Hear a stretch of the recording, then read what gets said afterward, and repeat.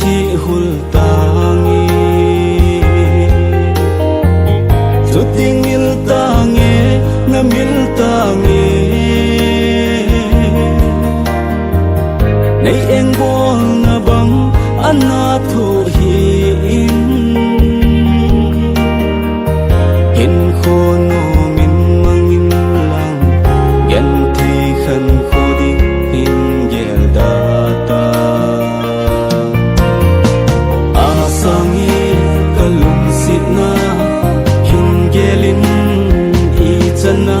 ken nam kalum sit em ngay chu lâu lung sit na mil tangi ken nam kalum sit na on lu mang pha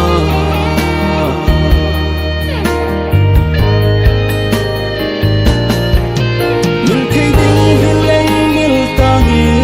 mil thei hilo lung sit na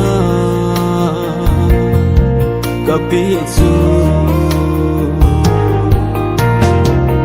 lung nim gelin ka hin I dang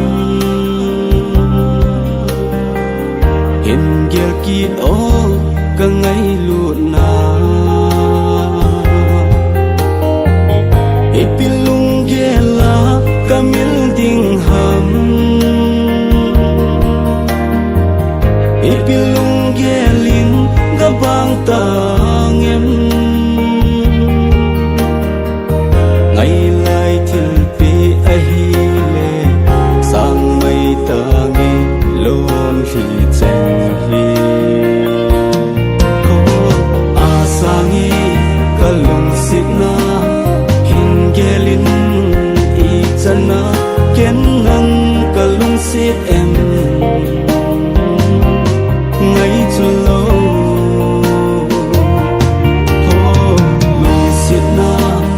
lung sit na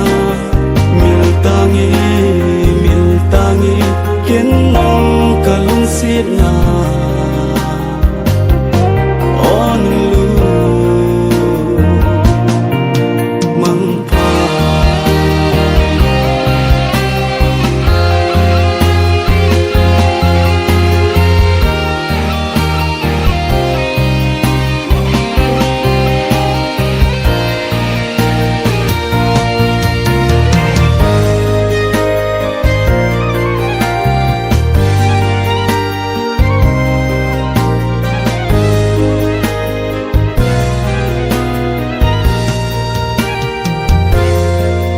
lung sit di ta ana hile I bang lo min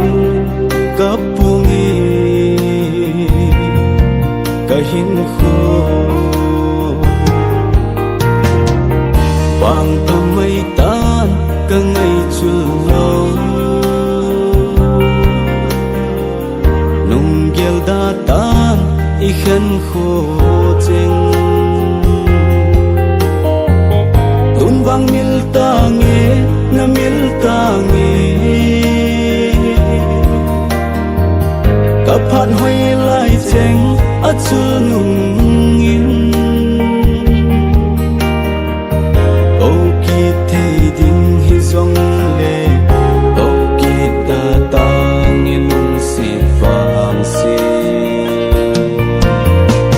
asangi kalung sit na gelin I chana ken nam kalung sit em ngay chu lâu